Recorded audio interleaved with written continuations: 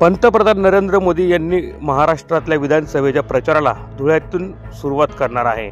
धुळ्यात 8 तारखेला सकाळी 10 वाजता दसरा मैदान जवळ असणाऱ्या गौशाळेच्या मैदानावर पंतप्रधान नरेंद्र मोदींची भव्य अशी सभा आयोजित करण्यात आली आहे। तरी या सभेसाठी लाखोच्या संख्येने नागरिकांनी उपस्थित राहावं असं आवाहन धुळे विधानसभेचे महायुतीचे उमेदवार अनुप अग्रवाल यांनी पत्रकार परिषद घेऊन केलं आहे।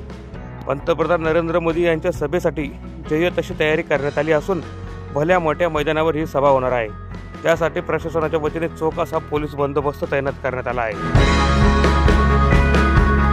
खानदेश गौशाळा या ठिकाणी आदरणीय मोदी साहेबांची जाहीर सभा होणार आहे। ही सभा सकाळी 10 वाजेला सभेचं वेळ आलेला आहे आणि सभा ही मोठ्या प्रमाणावर यशस्वी होईल, कारण की आपण सर्वजण जाणकार आहात का देशाचे पंतप्रधान ज्या वेळेला एखाद्या ठिकाणी येऊन सभा घेतात आणि त्यांनी जी गोष्ट सांगितली ती रेकॉर्डवर जाते आणि ती रेकॉर्डवर गेल्यानंतर ते काम नक्कीच या ठिकाणी होतं। तर जनता उत्सुक आहे, जनतेमध्ये मोठ्या प्रमाणावर जल्लोष आहे आणि मोठ्या प्रमाणावर या ठिकाणी गर्दी होते। या प्रसंगी महायुतीचे उमेदवार अनुप अग्रवाल, माजी खासदार डॉक्टर सुभाष भामरे, भाजपा महानगराध्यक्ष गजेंद्र आंपळकर यांच्यासह पदाधिकारी मोठ्या संख्येने उपस्थित होते। ब्युरो रिपोर्ट, माझा महाराष्ट्र न्यूज, धुळे।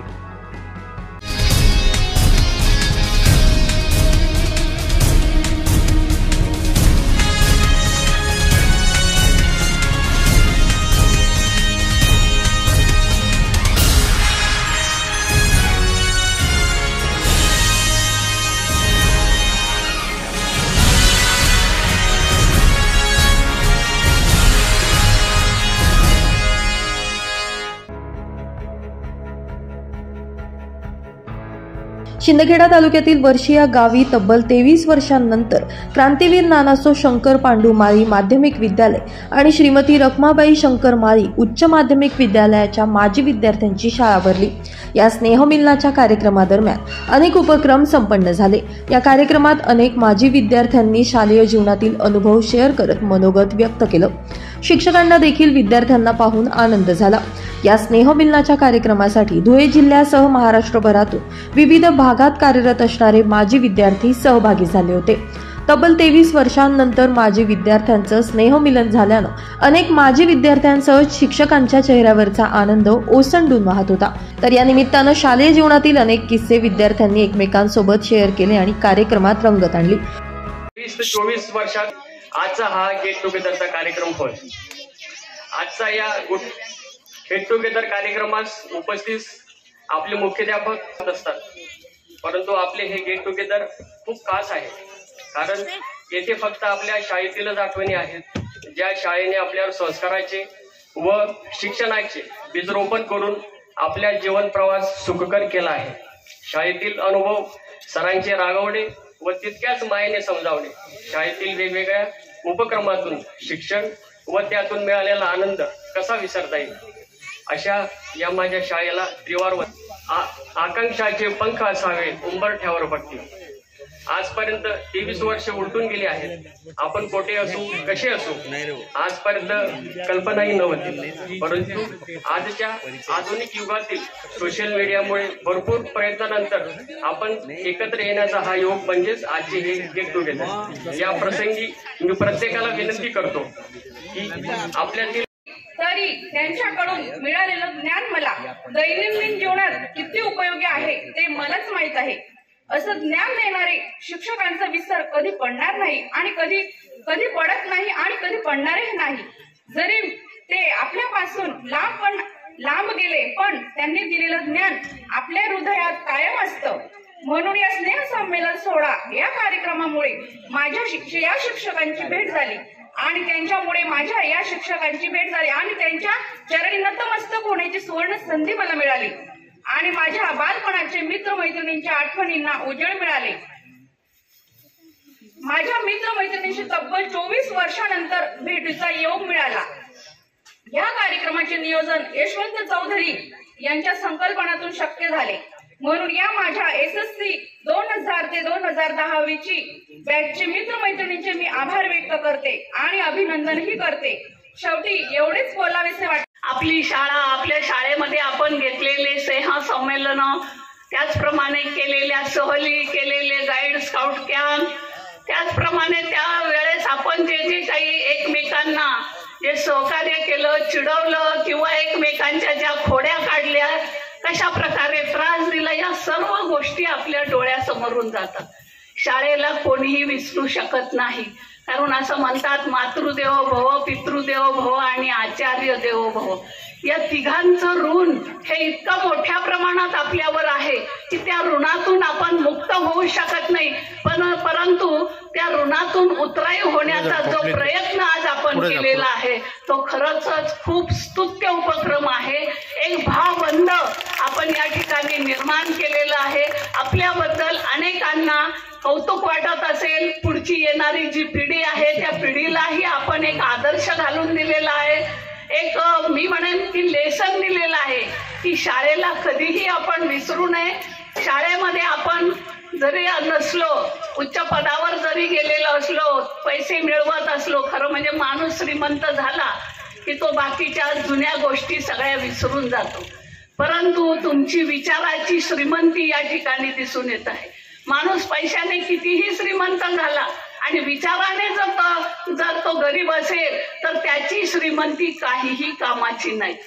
आमचे भाईसाहेब महाजन हे विचाराने खूप समृद्ध होते, खूप श्रीमंत होते. त्यांच्याजवळ पैसा नव्हता, परंतु विचार हे असे होते की त्या विचारांमुळे अनेकांना त्यांनी संग्रहित केलं, संघटित केलं आणि ही या अध्यापक शिक्षण मंडळाची त्यांनी जी स्थापना केली ती स्थापना यशस्वीरित्या पार पाडली. आज जवळजवळ या अध्यापक शिक्षण मंडळाला 55 वर्ष पूर्ण होतील आणि ही शिक्षकांची संस्था आहे. कुठल्याही राजकारण्याचा या ठिकाणी लवलेश नाही. सगळा येणारा आर्थिक स्रोत हा शिक्षकांच्या योगदानातून होत असतो आणि यांचा आम्हाला खूप मोठ्या प्रमाणात स्वाभिमान आहे. आमचे विद्यार्थी सुद्धा असेच घडावे, स्वाभिमानी असावेत. पुढे जाऊन त्यांनी अत्यंत चांगल्या पद्धतीने कामं करावे, माणुसकी दाखवावी आणि सगळ्यात म्हणजे माणूस म्हणून जगावं आणि समोरच्यालाही जगू द्यावं. ही जी ध्येय आणि धोरणं आपल्या या संस्थेची, आपल्या शाळेची आहे ती आपण पार पाडावी. त्यातूनच खऱ्या अर्थाने आम्हाला गुरुदक्षिणा मिळाल्याचं समाधान हे प्राप्त होऊ शकतं आणि भाईसाहेबांना खऱ्या अर्थाने यातूनच आपण भावांजली आणि आदरांजली अर्पण करणार आहोत. तुमच्या या 2000-2001च्या बॅचचं कौतुक करावं तेवढं थोडं आहे.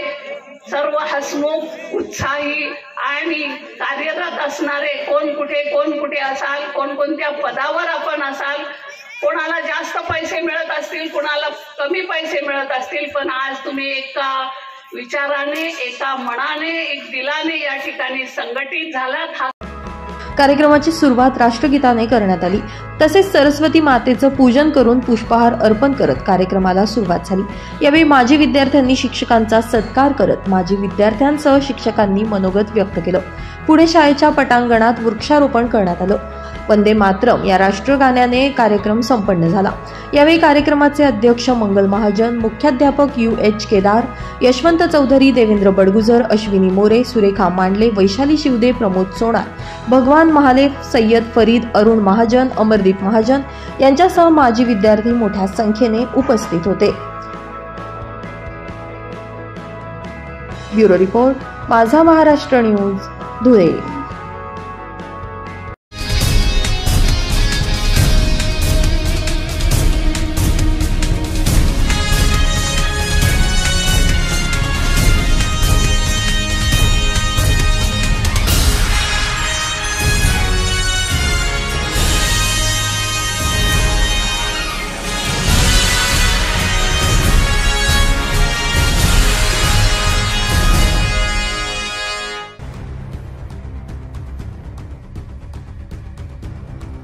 धुळ्यामध्ये स्थानिक गुन्हे अन्वेषण शाखेनं मोठी कारवाई करत 85 लाख रुपये किमतीचे 1 किलो सोनं जप्त केले. सदरच्या व्यापाऱ्याकडे कोणत्याही पावत्या आढळून न आल्याने स्थानिक गुन्हे अन्वेषण शाखेच्या पथकानं हे सोनं ट्रेझरीत जमा केलंय। विधानसभा निवडणुकांच्या पार्श्वभूमीवर झालेल्या या कारवाईमुळे सर्वत्र खळबळ उडाली आहे। चाळीसगाव रोड पोलीस स्टेशन हद्दीमध्ये रात्रीच्या सुमारास स्थानिक गुन्हे अन्वेषण शाखेच्या पथकानं मिळालेल्या माहितीनुसार व्यापाऱ्याकडील 1 किलो सोनं जप्त करत गुन्हा दाखल केलाय। नेमकं हे सोनं कुठून आलं आणि कुठे जात होतं याचा तपास स्थानिक गुन्हे अन्वेषण शाखा करत आहे। ब्युरो रिपोर्ट, माझा Maharashtra news, Dhule.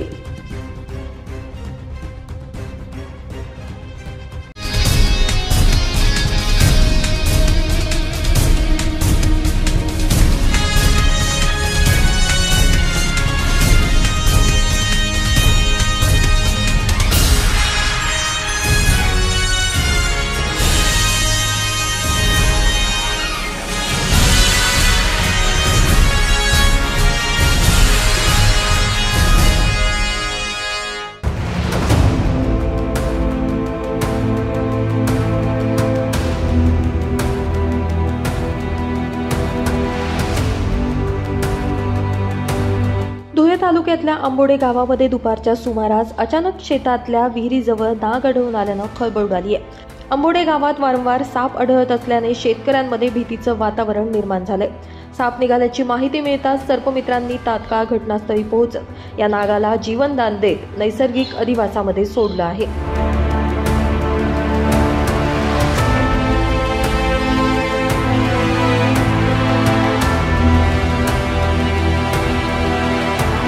Bureau report, माझा महाराष्ट्र न्यूज, धुळे।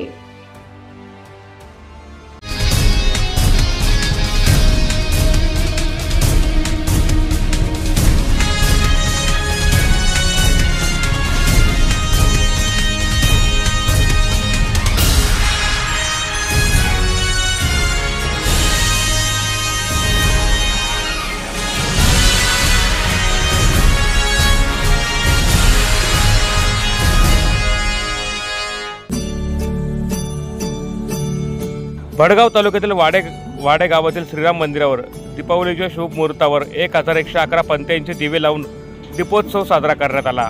यावेळी दिव्यांच्या लखलखाटाने श्रीराम मंदिराचा परिसर लखलखाट बनत प्रकाशमय बनल्याचे वातावरण दिसून आले। लखलखणाऱ्या दिव्यातून जय श्रीराम नाव साकारल्याने यावेळी खास आकर्षण ठरले।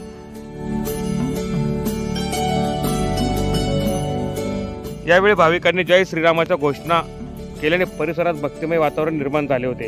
गावातील आबाल, वृद्ध व तरुण मंडळींकडून दीपोत्सवाचे आयोजन करण्यात आले होते।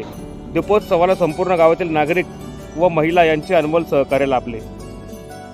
ब्युरो रिपोर्ट, माझा महाराष्ट्र न्यूज, भडगाव।